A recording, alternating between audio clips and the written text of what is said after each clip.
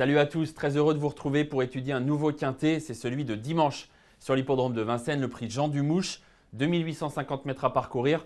Attention, réunion 1, course 8, finale de Coupe du Monde oblige, les courses se termineront juste avant la finale à Vincennes et donc ce sera la 8e le quintet ce dimanche.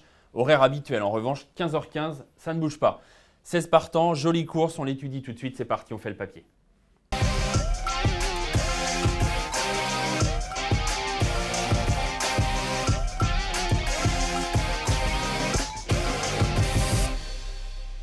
Avant d'analyser ce quintet, je vous rappelle que bien sûr, vous pouvez vous abonner à notre chaîne YouTube et n'hésitez surtout pas à liker nos contenus s'il vous plaise. N'hésitez pas également à me dire qui sont vos favoris de cette course pour dimanche que j'ai étudié donc pour essayer de vous donner quelques infos. Et on entre donc tout de suite dans le vif du sujet avec non pas mon favori, mais avec des chevaux qu'on peut éliminer à mon avis très facilement, des impasses comme on les appelle dans ce quintet. Il y a 4 chevaux qui a priori ne devraient pas être menaçants dans cette course. Le 2 Epsom d'Airfray qui court ferré, qui est à la recherche de son meilleur niveau. Les très bons chevaux montés ensuite, Gladys des Plaines, le 9, le 14 Fado du Chêne et le 15 Étoile de Bruyère qui préparent d'autres courses et notamment des courses au trot monté. Donc 4 chevaux en moins je dirais. Il n'y a plus qu'entre guillemets 12 partants au départ de ce quintet, pour nous en tout cas si vous suivez cette analyse. 12 partants dont on va parler tout de suite. Et en premier lieu, on va évoquer celui qui est donc mon favori. Pour ce quintet de dimanche, le prix Jean Dumouche, mon favori, c'est un cheval étranger, un cheval qu'on connaît bien en France, un cheval de qualité qui s'appelle Million Dollar Rhyme.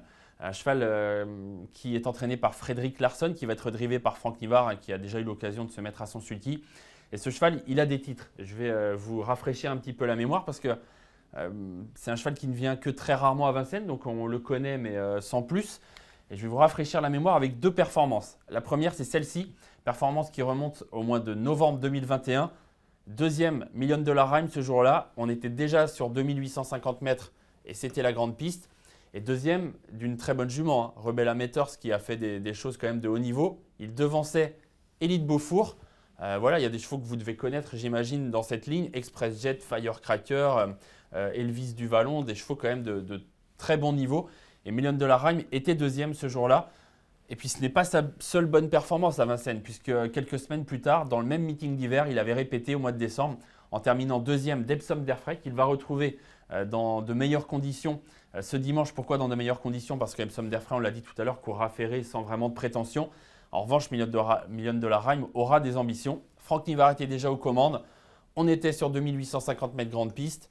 Franchement, il y a beaucoup de paramètres positifs. Il trottait 1,12. C'est ça aussi qui a retenu mon attention. 1,12 sur ce tracé des 2008 grandes pistes, c'est un excellent chrono et ça lui donne le droit de gagner même à 25 mètres. Ce ne sera pas facile de gagner parce qu'il y a des bons chevaux, on va en parler au premier poteau. Mais il a le droit. En théorie pure, il a le droit et il a le niveau pour. Franchement, ça va être une question de parcours, mais ce que j'aime bien chez lui, c'est qu'il est maniable, il démarre vite. Il est bon quand il vient à Vincennes parce qu'à Vincennes, son entourage peut le déférer, ce qui n'est pas le cas forcément sur des pistes qui sont un peu plus dures en Suède. Et son retour à Vincennes, à mon avis, va être une réussite. Je ne sais pas s'il va gagner parce que je vous l'ai dit, la marge est quand même infime pour gagner, mais je pense qu'il va être dans les 3 dans ce quintet de dimanche. Il faudra battre celle-ci, notamment Finn Colline, qui s'annonce peut-être comme la favorite d'ailleurs du quintet de dimanche. Finn Colline est une très bonne jument. Elle est en forme, puisqu'elle vient de finir 6e de la finale du GNT et qu'auparavant, surtout, elle avait remporté une course de référence qu'on va analyser en détail. Pourquoi? Parce que ça nous permet de parler de plusieurs chevaux que l'on va retrouver dimanche dans le quintet. Finn Colline donc s'imposait. Un petit mot tout d'abord sur le chrono. 1,13,3. Voilà pourquoi je disais tout à l'heure, les 1,12 sur 2008 de Million Dollar Rhyme étaient excellents parce que Finn Colline a gagné sur 2007 en 1,13,3. Après, vous allez voir, la piste n'était pas rapide, il avait plu, ce n'était pas forcément l'idéal. Mais il n'empêche que voilà, le chrono de Million Dollar Rhyme était bon, c'était pour en redire un petit mot. Ça ne veut pas dire que Finn Colline va forcément être battue parce qu'elle est bonne et vous allez voir qu'elle sait finir vite. Je vous invite également à suivre Faradeco qui était 2e, Marcelo Wibb 3e, Charlie Delaunay qui était 6e et Epsom d'Airfray avait lui été disqualifié. On revoit ça. Dernier tournant, Finn Colline passe à l'attaque. Elle est très bonne quand elle est préservée, elle sait accélérer. Elle l'avait encore montré ce jour-là. Marcelo Wibb, le numéro 3 là, sur cette image, s'accroche bien. Il va perdre la 2e place dans les tout derniers mètres. Charlie Delaunay est là, il fait ce qu'il peut, il essaye de suivre le mouvement, il n'est pas très loin. Et puis à l'extérieur, je vais essayer de vous la situer. Hop, Faradeco, excellente sprinteuse qui va venir arracher la 2e place. Finn Colline gagne nettement avec un écart important à l'arrivée. Marcelo Wibb sur le poteau est battu par Faradeco. Voilà des chevaux dont on va reparler. Mais pour conclure sur Fine Colline, c'est une première chance ce dimanche. Elle est, comme lors de ses dernières courses, déférée devant. Elle a l'avantage de partir au premier poteau par rapport à un cheval comme $1 Million Rhyme. Elle va essayer d'en profiter. Elle peut de nouveau s'imposer dans le quintet de dimanche, même si vous l'aurez compris, je lui ai préféré en tête $1 Million Rhyme. Alors dans cette ligne, il y avait la douée Faradeco, j'allais dire la petite et sympa Faradeco parce qu'elle fait toujours ses courses. Elle se donne à fond, regardez sa musique, elle est quand même assez magnifique, même si ça a été un tout petit peu moins bon là ces derniers temps. Mais la deuxième place que je vous ai montrée, elle est excellente et ça lui donne une chance de bien figurer. Gagner, ce ne sera pas facile parce qu'on l'a vu, elle finissait quand même à distance de Fine Colline parce qu'au 25 mètres, il y a d'autres chevaux que dans cette course-là. Il y a des chevaux quand même de qualité, mais il n'empêche qu'elle a une chance. Marcelo Wib, il a pour lui d'être hyper régulier. Ce n'est pas un gagnant en puissance, mais c'est un cheval qui démarre, qui sait attendre à proximité des chevaux tête et qui sait surtout mettre un sprint quand il est préservé. Donc je ne le vois pas gagner, mais je le vois bien à l'arrivée du quintet, ce cheval entraîné par Vincent Martens et drivé par son frère Christophe. Fine Colline, Faradeco, Marcelo Wib, donc les 3 chevaux qui ont fini aux 3 premières places dans cette ligne qu'on vous a proposée. Une autre ligne avec un autre cheval hyper agréable pour les parieurs, c'est Copsy. Regardez sa musique. Il sort rarement des 5 premiers, des 4-5 premiers. Copsy, surtout ces derniers temps, il est en forme. C'est un cheval qui est endurci, qui est bien placé au premier poteau. Il est bien engagé dans cette course. Cheval qui démarre bien en général, qui reste à proximité des premiers et qui suit le mouvement jusqu'au bout. C'est ce qu'il avait fait dans le prix Jean Boileau, où il devançait Marcelo Wib. Je vous ai dit que je voyais bien Marcelo Wib dans le quintet. Je vois bien Copsy également dans le quintet. Je trouve qu'ils ont un profil assez similaire, une chance assez similaire également avant le coup. Une chance plutôt pour les places, mais une chance vraiment de faire l'arrivée du quintet. Donc Copsy, vous verrez tout à l'heure que je le garde en bon rang. Copsy qui, dans cette course où il était deuxième dernièrement, avait vu bien finir à son extérieur Fric Duchesne. Alors vous voyez disqualifié, il avait très bien couru ce jour-là, Fric Duchesne. Il était très bon finisseur comme il sait l'être dans ses bons jours, mais il avait gêné un adversaire, d'où sa disqualification. Il n'empêche qu'il est de retour en forme, il est bien engagé au premier poteau. Là encore, c'est une chance régulière. Je dirais un peu comme Marcelo Wib, un peu comme Faradeco, Fric Duchesne a une très bonne chance de figurer à l'arrivée du quintet. 4 impasses, et je vais tout de suite vous dévoiler mes bases parce que j'ai parlé déjà de beaucoup de chevaux. J'aime beaucoup $1 Million Rhyme, mais j'aime aussi Fine Colline. Et puis pour faire l'arrivée du quintet, pas pour gagner, mais pour faire l'arrivée du quintet, le 3, Marcelo Wib et le 7, Copsy me plaisent beaucoup. Donc j'ai déjà mes 4 bases, mes 4 points d'appui. Vous voyez que j'ai quand même beaucoup pioché au premier poteau. Mais j'ai gardé mon favori donc au 25 mètres parce qu'il part bien et je pense que voilà, c'est un cheval qui attend en plus. Donc je pense qu'il peut attendre à mi-paquet et venir finir très vite. C'est ce que j'espère en tout cas comme scénario pour ce dimanche. Donc j'ai mes bases, je vais aller chercher mes associés.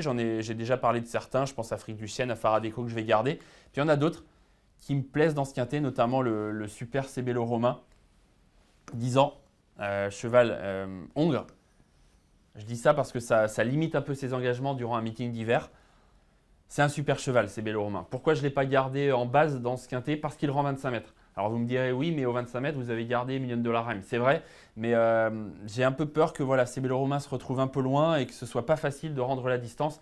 Il a une vraie chance de faire l'arrivée du quintet parce que c'est un top cheval, il est adorable.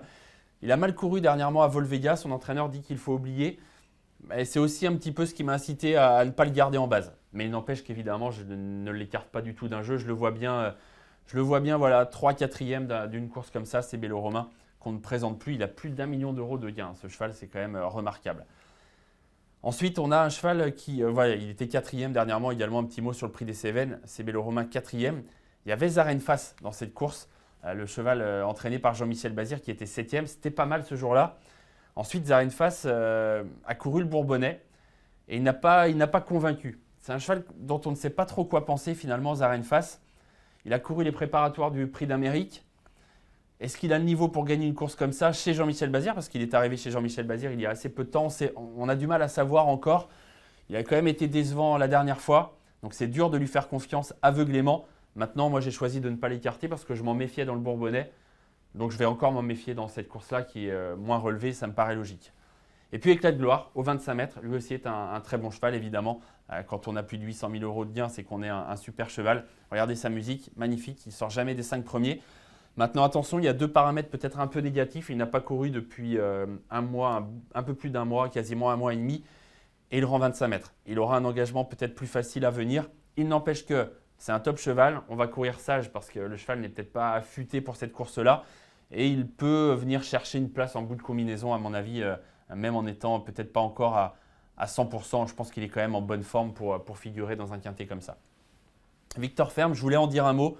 Je ne vais pas le garder Victor Ferme, mais je trouve que dans une course comme ça, c'est un peu le point d'interrogation. Il avait fait de très belles choses chez Jean-Michel Bazir.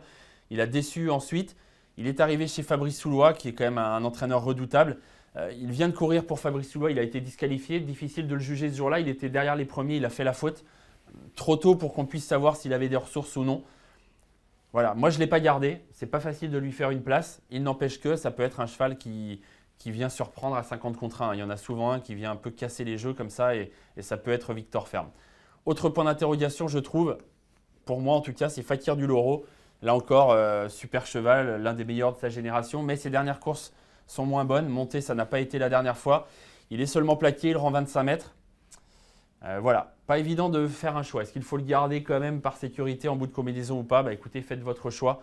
Vous verrez le mien dans un instant. Je vous récapitule mes 4 points d'appui. Le 3 Marcelo Wibb, le 6 Phil Collins, le 7 Copsy et le 11 Million Dollar Rhyme. Et puis mes associés, Charlie Delaunay, je ne l'ai pas gardé. Il peut peut-être être 5e à grosse cote. Victor Ferme, pareil. Mais j'ai gardé en revanche Faradeco.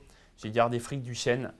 J'ai gardé également Éclat de Gloire. J'ai gardé Zarenface. Et bien sûr, j'ai gardé Cébello Romain, bien sûr, parce que c'est un cheval qu'on adore, qu'on connaît depuis longtemps.